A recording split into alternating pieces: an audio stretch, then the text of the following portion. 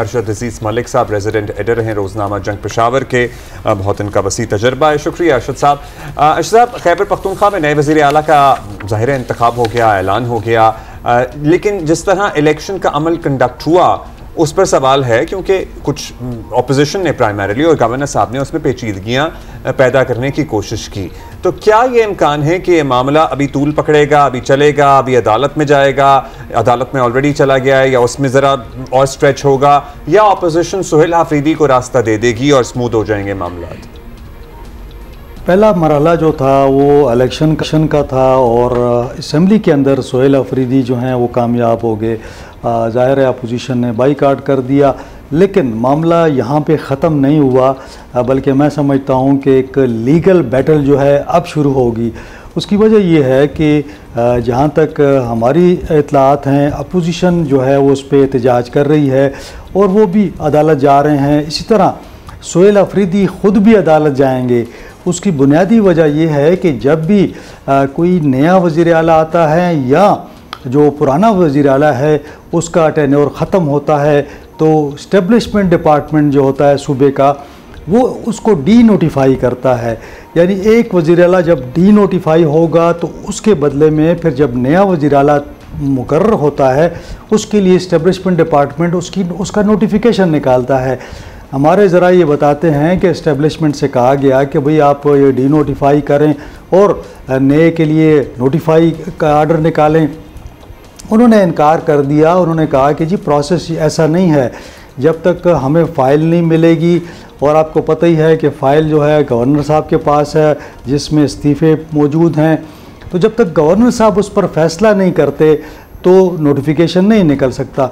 अब इसका एक अल्टरनेट तो यही है कि आप अदालत में चले जाएं और पेशावर हाई कोर्ट जो है उस पर फ़ैसला करे। मैंने मुख्तलिफ़ जो वकला हैं उनसे भी बात की, तो वकला भी इस पर कोई इत्तेफाक राय नहीं है उनका, यानी मुतज़ाद राय हैं उनकी।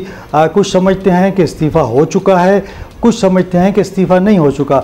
लेकिन जब मैं नोटिफिकेशन की बात करता हूं तो ये कन्फ्यूजन अब भी बरकरार है, और जब तक डी नोटिफाई नहीं होते अली अमीन गंडापुर, और उसके बाद अली अमीन के बाद जो है वो सुहेल आफरीदी साहब की का नोटिफिकेशन हो सकेगा। तो ये एक्चुअली जो इशू है ये लीगली अभी बाकी है। लीगली बाकी है। नोटिफिकेशन चूँकि अभी नहीं हो सका है और तब तक नहीं हो सकेगा जब तक पुराने वाले डी नोटिफाई नहीं होते। चलें, ये तो आपने एक्सप्लेन कर दिया और ये समझ भी आ गई है। अब ये बताएं कि सुहेल आफरीदी को एक मकसद के लिए ऑब्वियसली लाया जा रहा है, और बड़ा इसको कुछ छुपाया भी नहीं जा रहा, इसको अनाउंस किया जा रहा है कि मकसद क्या है।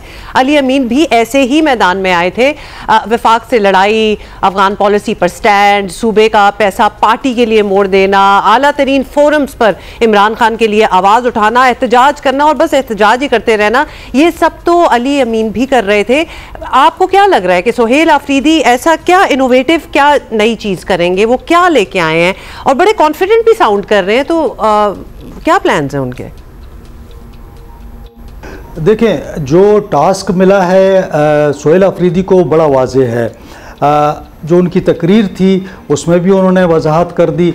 यानी पहला काम जो उन्होंने करना है वो ये है कि खैबर पख्तूनख्वा के अंदर जितने भी ऑपरेशंस जारी हैं, मिलिट्री ऑपरेशंस, वो बंद करेंगे। ये पहला एक उनके लिए टास्क है जिसको उन्होंने पूरा करना है। और उन्होंने ये भी ऐलान किया है कि जो कैबिनेट का पहला इजलास होगा उसके अंदर वो इस चीज़ को उठाएंगे।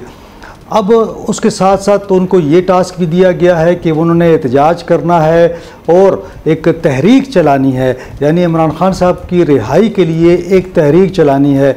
तो साथ साथ उन्होंने एक और ऐलान किया है कि जो यहाँ पे 9 मई के वाक़यात हुए थे, उनका ये भी कहना है कि इस पर जुडिशल कमीशन बनाया जाएगा।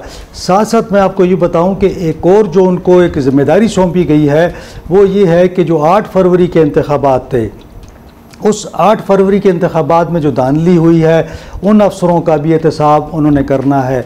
साथ साथ जब पूरा 1 साल था उसके अंदर निगरान दौर में तहरीक इंसाफ के जो वर्करों से ज़्यादतियाँ हुई, उनका ये कहना है कि उसका भी मैं एहतसाब करूँगा। तो ये एक बड़ा एक एजेंडा है उनके पास। करेंगे, हिसाब बराबर करेंगे, इंटेलिजेंस बेस्ड ऑपरेशन भी आपने कहा कि बंद कराने की कोशिश करेंगे, ये सभी कुछ करेंगे, इस सारे में गवर्नेंस भी करेंगे, मतलब हिसाब बराबर करना, बदला लेना, एहतसाब करना, मुहासबा करना, ये तो हमने पहले भी दौर में देखा है तहरीक इंसाफ के, जब वफाक में बरसर इख्तदार थे। सो उसमें गवर्नेंस कहीं पीछे रह जाती है। सूबे में गवर्नेंस को लेकर इनको क्या चैलेंजेस हैं? देखिए, सबसे बड़े जो मामला है वो तो मैंने बताया कि लॉ एंड आर्डर का है।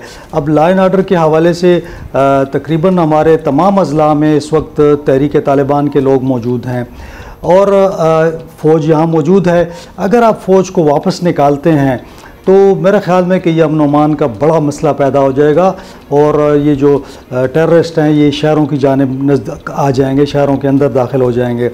दूसरा मामला ये है कि सूबे के अंदर हमारी जो मईशत है सूबे की वो भी बड़ी ख़राब रही है, अभी भी सूरत हाल कोई अच्छी नहीं है।